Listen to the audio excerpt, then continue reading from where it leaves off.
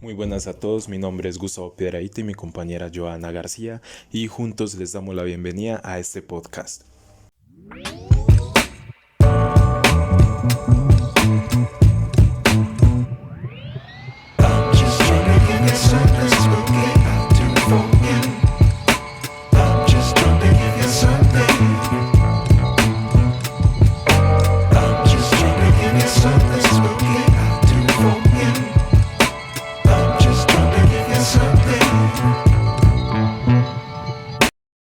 Bienvenidos a nuestro podcast universitario, en el que hoy hablaremos sobre la figura del ingeniero administrador en el mundo empresarial.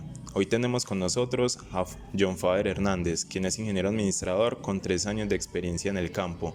Bienvenido, Faber, gracias por unirte a nosotros hoy. Muchas gracias. Faber, cuéntanos un poco de ti respecto a tu bagaje como un ingeniero administrador. Yo primero, después de graduarme, incluso antes de graduarme, en las prácticas estuve en la empresa ISA en Intercolombia. Allí hice las prácticas, estuve en el área de gestión del conocimiento. En esa área estuvimos construyendo, tuvimos varios proyectos referentes a la innovación, que era una área nueva creada en la empresa, ¿cierto? Ese fue como el primer acercamiento profesional. Luego de eso estuve trabajando con mi hermana tiene una empresa de asesorías y estuve montándole o construyéndole todo el sistema de información de la empresa, ¿cierto?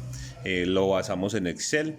Ese sistema de información lo que hacía es que coordinar las operaciones de la empresa, tanto lo misional como los procesos de apoyo.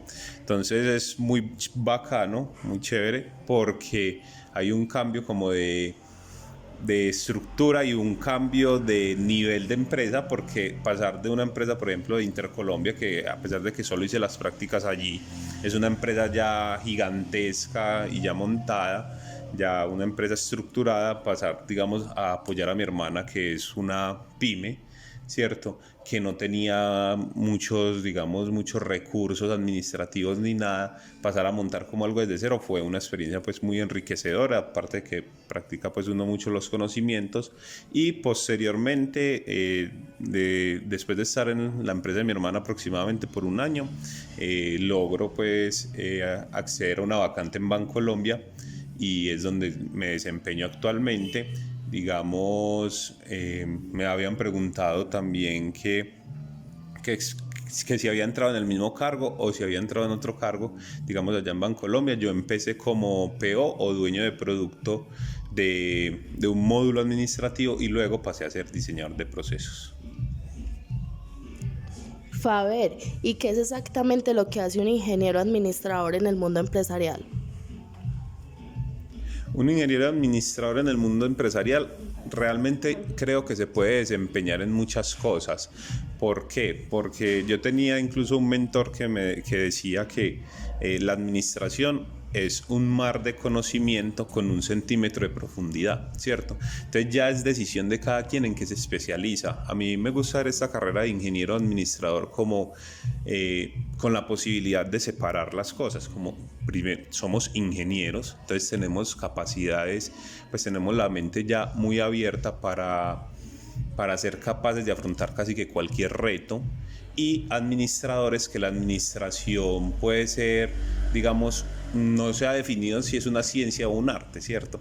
¿Por qué? Porque entonces tenemos la parte de la gestión humana, que son más habilidades blandas, pero tenemos también la parte de nómina, que es más habilidad dura, usted saber hacer las cuentas, saber cómo es, ¿cierto? Entonces mira que si todo eso se combina, creo que es algo muy potente, porque casi que en cualquier cosa nos podemos desempeñar, y más en este mundo de ahora que lo que está moviendo el mundo, por ejemplo, en el momento son todo el tema de los datos, la inteligencia artificial, y nosotros tenemos la capacidad para incursionar en todo eso. Entonces creo que es casi que en lo que a la persona o al ingeniero lo haga feliz. Por ejemplo, en mi caso personalmente, a mí me gusta mucho todo el tema de procesos, y en el momento es el cargo que desempeño pues en Bancolombia relacionado a todo lo que tenga que ver con la estructuración, definición de procesos, ¿cierto? Implementación. Entonces es un mundo de mucha gestión, pero mira que por ejemplo no me desempeño en temas de gestión de talento humano. Sin embargo, tengo que tener obviamente habilidades blandas, habilidades de comunicación asertiva, tengo que tener habilidades de liderazgo, pero no directamente como saber y estar como incursionado en los temas de nómina, por ejemplo, o temas financieros, que también tenemos la capacidad de estar en temas financieros, hacer análisis y demás, ¿cierto? No necesitamos pues como tal eso, ¿cierto? Mencionaste dos puntos bastante interesantes que creo que profundicemos más adelante, y es respecto al desarrollo de proyectos e incluso esa parte de innovación relacionada con los mismos, al igual que lo de la inteligencia artificial.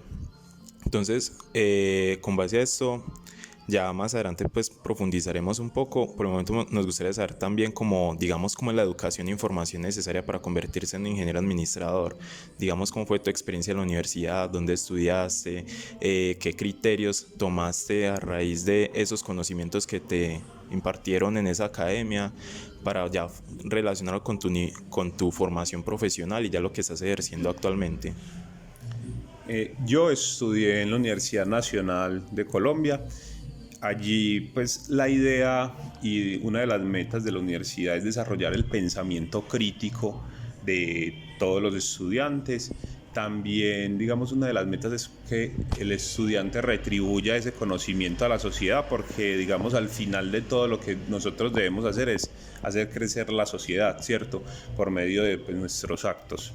En la universidad, ¿qué nos enseñaban? Pues había, lógicamente, por ser ingeniería, temas de matemáticas, ¿cierto? Matemáticas, cálculo, entre otras materias que puede que uno no las use al pie de la letra, pero uno sí las necesita demasiado, incluso con lo que decías de la inteligencia artificial. Todo este tema de todas estas asignaturas, por ejemplo matemáticas, estadísticas, entre otras, aportan mucho y son muy necesarias. Entonces sí veo como que te abren demasiado la mente. También, como te dije, pues habilidades blandas, que también tenemos temas de gestión humana, de liderazgo, entre otras. Entonces, mercadeo, que son asignaturas que te enfocan un poco más es en la comunicación y en la gestión, ¿cierto? Entonces se combina pues estas dos rubros y es pues súper bacano, porque mira que cuando uno ya sale, lo que hace es el pensamiento crítico y buscar ayudar a la sociedad, y ya tiene los recursos, digamos, del conocimiento, de saber dónde impactar y más o menos qué tiene que buscar también, ¿cierto? Donde quiera profundizar cada persona.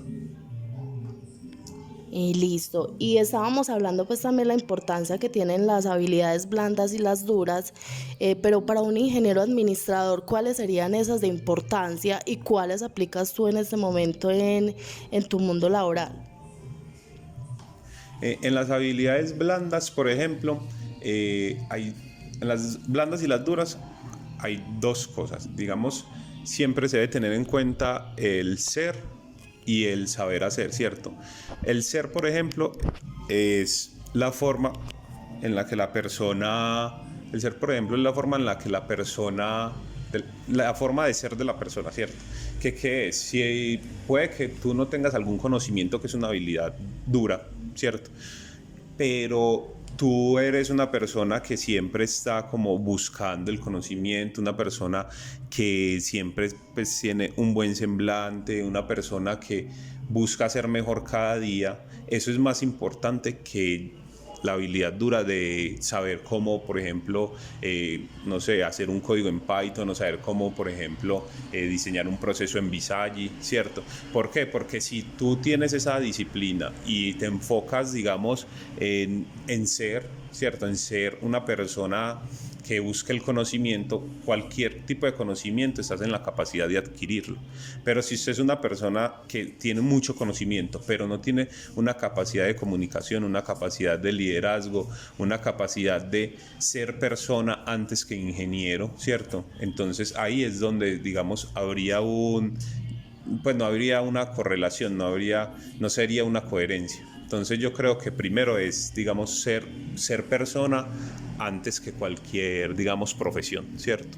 Y disciplina. La disciplina yo creo que es un pilar fundamental de todo lo que hagamos en la vida. Vos vas al gimnasio, por ejemplo. Si vos te propones ir al gimnasio y no estás disciplinado, pues no te va a servir para nada. Y es lo mismo en todo en la vida. Tocando un poco el tema del desarrollo de proyectos, respecto a lo que nos mencionabas anteriormente, de lo que estabas trabajando con tu hermana en la empresa, ¿se podría decir que eso es como un proyecto de emprendimiento o algo así por el estilo? Entonces, con relación a todo ese tipo de conocimientos y habilidades que has adquirido con el tiempo, es decir, es una realidad de que para este tipo de proyectos no hay nada escrito. Entonces, ¿cómo pudiste iniciar? Porque es un mundo donde hay tantas cosas que se pueden emplear para el crecimiento de una empresa o para formarla. Entonces, como que nos gustaría saber en qué te centraste y cuáles fueron como esos retos al momento de asumir esta gestión. Listo. Digamos ahí, en ese punto, tienes mucha razón. Uno a veces cuando va a comenzar algo desde cero, o incluso a veces ni siquiera desde cero, a veces puede ser algo que ya está comenzado, que considero que cuando los procesos y todo ya está empezado y llega su nuevo, puede ser más retador que empezarlo desde cero. Entonces, ¿qué es lo que pasa? Cuando tú vas a empezar algo desde cero, tienes que basarte en la teoría, ¿cierto? En los modelos, existen pues modelos ya escritos, existe teoría donde puedes tú revisar, digamos, si vas a hacer un plan de negocios, o en el caso de los sistemas de información, ya hay teoría de cómo, digamos, deben comunicarse esos sistemas. ¿Para qué? Para que las personas no tengan que, por ejemplo, en el caso específico de mi hermana, que las personas y los colaboradores no tengan que estar preguntando como dónde está tal información, ni cómo ingreso esta información, sino que la comunicación es un poco más por temas ya, digamos, blandos, por decirlo así, ¿cierto? Pero que toda la información, todos puedan tener acceso a la información que necesitan en el momento que necesitan, ¿cierto? Es como la disponibilidad de la información. Con mi hermana lo que se intentó hacer fue eso, que todo conversara de modo de que se pudiese tener acceso a esa información sin necesidad de impactar a la otra persona, hacerlo, digamos, parar su proceso para explicarme, sino que supiésemos todos cómo revisar y dónde revisar y en qué momento, ¿cierto? Digamos, en una empresa ya grande, como lo es Bancolombia, en el momento ya la ventaja es que hay se trabajan bajo muchas metodologías. Por ejemplo, está la Six Sigma, está la metodología Lean. Hay muchas metodologías que nos dicen cómo empezar el proceso y todo. Sin embargo, también es mucho a criterio de la persona, de cómo lo desea hacer, porque cada persona lo puede hacer como él desee. El caso, pues puede diseñar el informe y redactarlo como él desee. El caso es que lo haga bajo esa metodología. Listo, también hablábamos de la inteligencia artificial y las últimas noticias que han salido nos dicen que esto puede desaparecer muchos cargos y puestos, pero entonces, ¿cómo haríamos como ingeniero administrador pues llevar esto y que no se pierda nuestro cargo, sino que antes se intensifique o antes nos necesiten más? Listo. Yo creo que en ese aspecto es como pasa casi todo en la vida, y pues no podemos parar de avanzar, y eso se ve en muchos ámbitos. Digamos, la inteligencia artificial en este momento está haciendo una innovación grandísima que le están temiendo justo por eso. Es como cuando un carro eléctrico y la gasolina. Un carro eléctrico tiene la potencia para, digamos, desmontar todo el imperio de la gasolina, ¿cierto? Entonces, ¿qué pasa? En este caso yo creería que lo mejor que nosotros podemos hacer es estar informados. El conocimiento es poder y nosotros debemos estar informados, estudiar alrededor de eso. Creo que ahora la programación, y por lo menos tú tener noción de qué significa programación, qué es inteligencia artificial, y tener la noción de estos temas es sumamente importante. ¿Por qué? porque debes estar contextualizado y a la vanguardia, ¿cierto? Entonces, el único recurso que nosotros tenemos para decir que no desaparezca, por ejemplo, un cargo X o Y, sea cual sea, es que esté a la vanguardia, que permanezca en la vanguardia, porque podríamos irnos a ver y si nosotros, por ejemplo, vemos, no, es que la inteligencia artificial redacta demasiado bien, la inteligencia artificial te redacta con 3 palabras lo que vos, sí, pero necesita también la persona que le ingrese que necesita que se redacte. Entonces al final va a necesitar de una persona, ¿cierto? Puede que haga cosas demasiado buenas, ¿cierto? Pero necesita de alguien detrás que por lo menos le dé el primer empujoncito, el primer paso. Y yo creo que la única solución, como en todo, pues lógicamente hay una incertidumbre porque es algo muy nuevo y que está haciendo pues un boom impresionante, pero la realidad que tenemos es que tenemos que capacitarnos para ver cómo aprovechar ese boom al favor de nuestros roles como ingenieros administradores. Hay un fenómeno que está ocurriendo a raíz de esta inteligencia artificial y pues varios reportajes hechos en periódicos como El Tiempo, El Colombiano, donde en diferentes países se ha tomado como la decisión de ralentizar el proceso de entrenamiento de esas inteligencias artificiales hasta tal punto de, por ejemplo, llegar a censurar ChatGPT en Italia. En lo personal considero pues que es como una idea un poco, no sé, una idea un poco sesgada debido a que es una herramienta que ha funcionado pues como para muchas personas y es de cierta manera democratizar la información respecto a aquellos que no pueden contar con un software muy avanzado para realizar ciertas tareas dentro de su empresa o emprendimiento, entonces como que apenas están iniciando y por medio de ChatGPT pueden encontrar información para investigar en cierto nicho, ya realizar su modelo de negocio y utilizar otras aplicaciones, por ejemplo, de diseño gráfico como Midjourney para crear piezas gráficas que, siendo sinceros, no todas las personas cuentan con un músculo económico para poder acarrear estas posiciones por medio de un personal cualificado.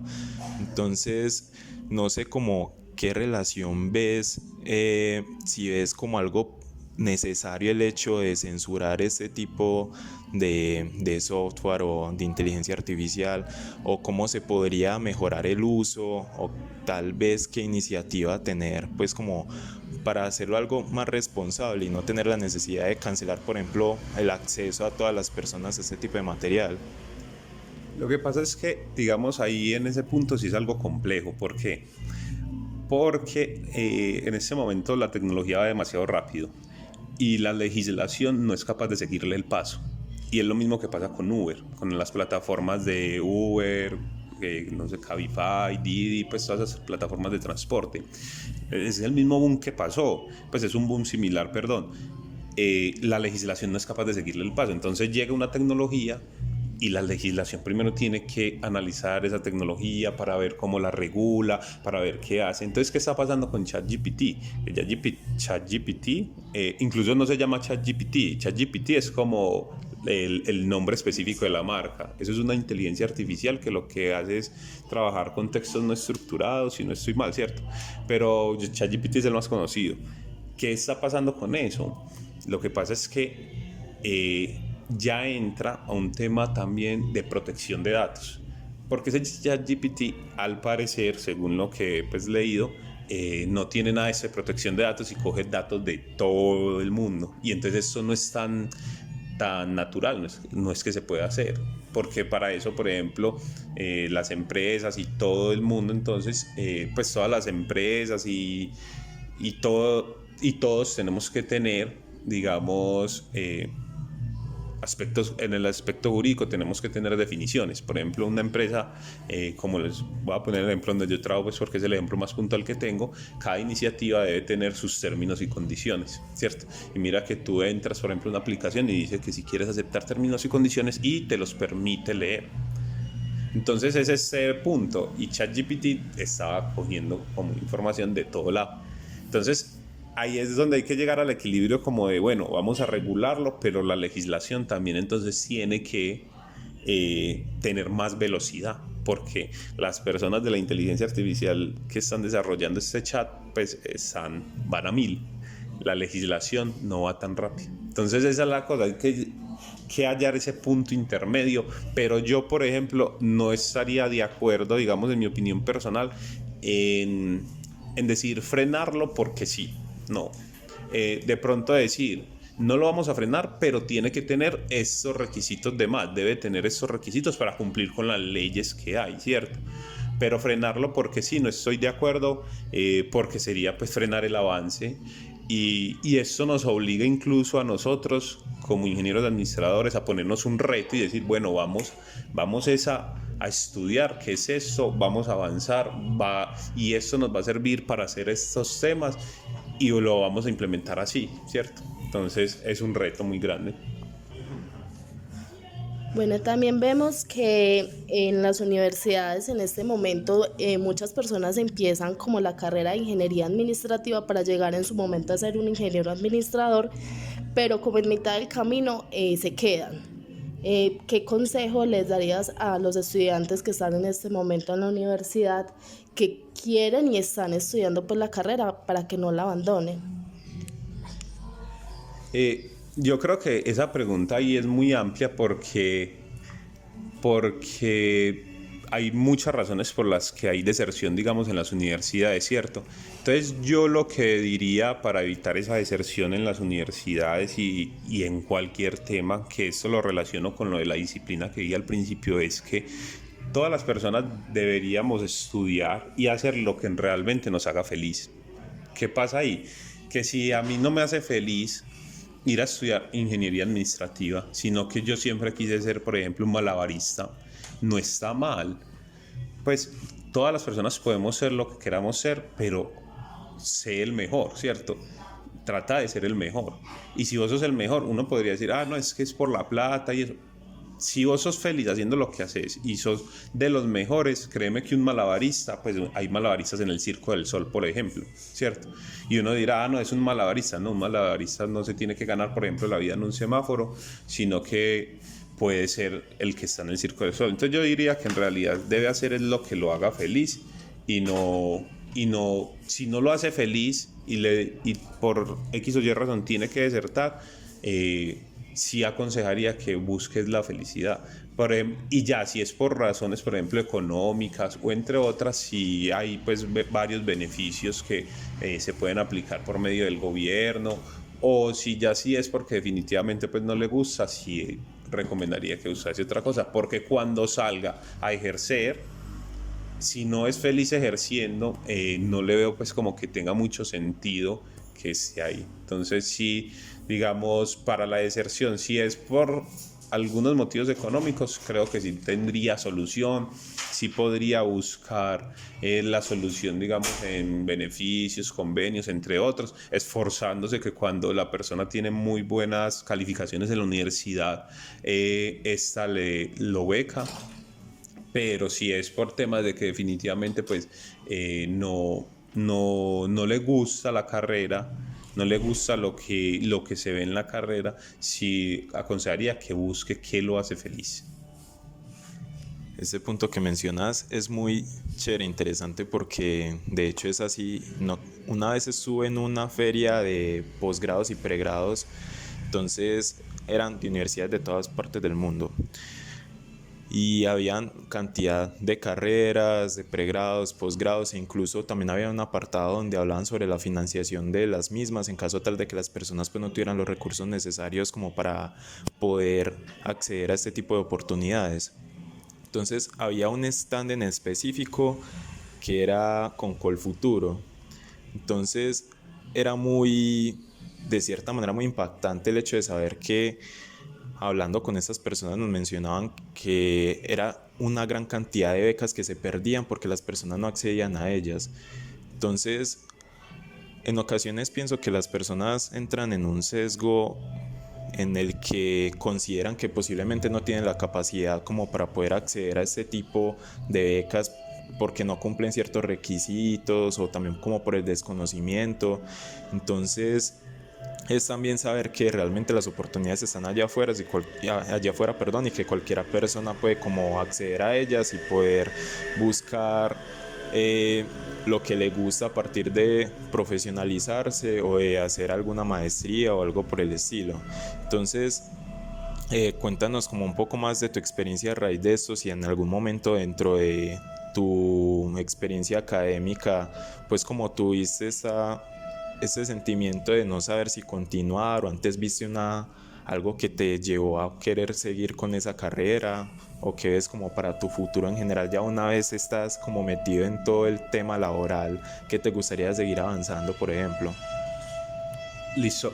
En la universidad sí hay momentos, pues en la universidad no, en la vida como tal, hay momentos difíciles y retadores, más que difíciles, llamémoslos retadores, que, digamos, para complementar la pregunta anterior, tampoco es que cuando tengas un reto grande vayas a decir, no, voy a abandonar porque no me hace feliz. No, si uno tiene un reto grande, afrontarlo y realizarlo, ¿cierto?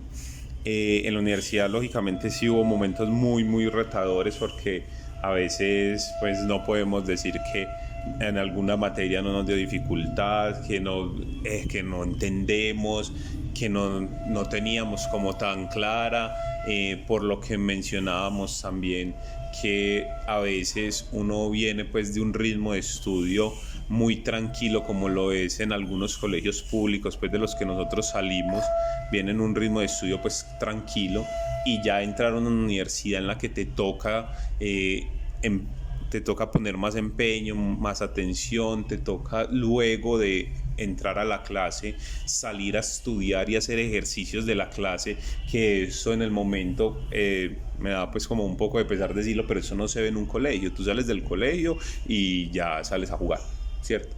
No tienes necesidad, si vienes pues de un colegio público, no tienes necesidad de harás 2 horas de tareas y ya, ¿cierto?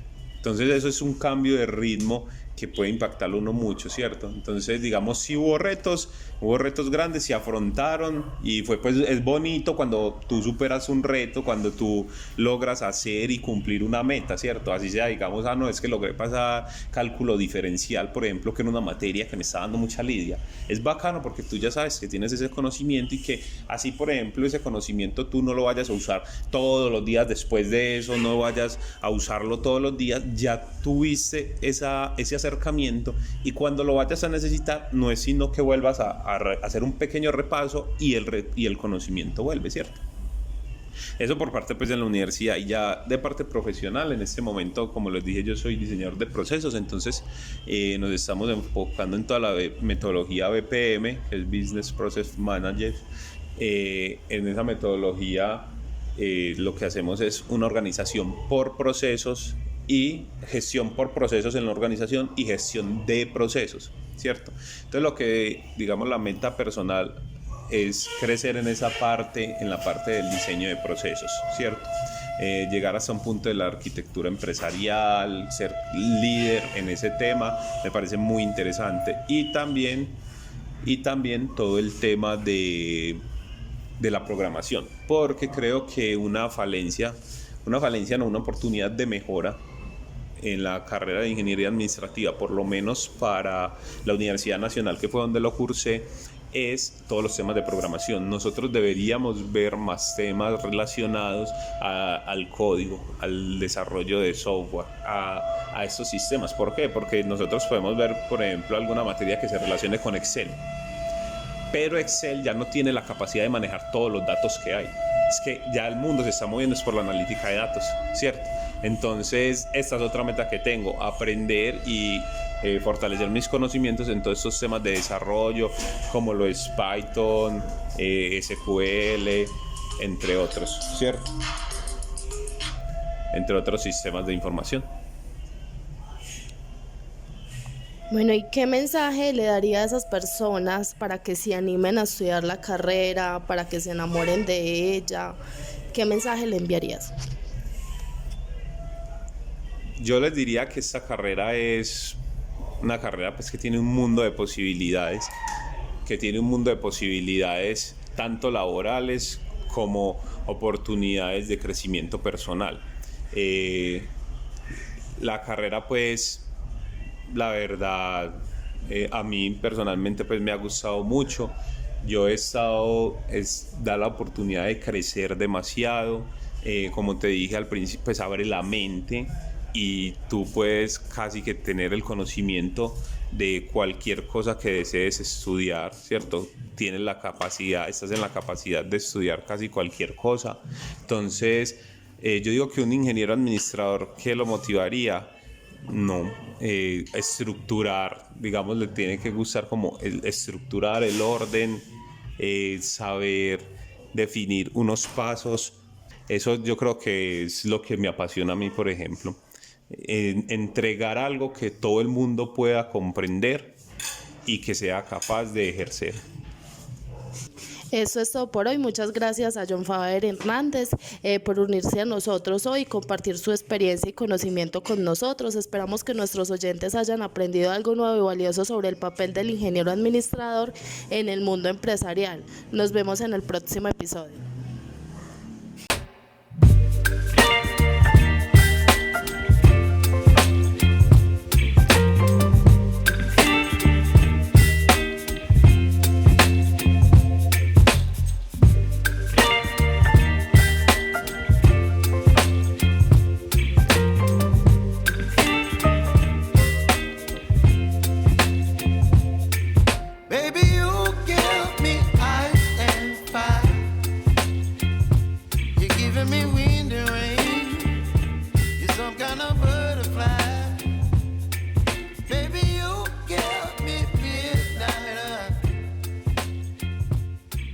My appetite, don't leave me high and dry.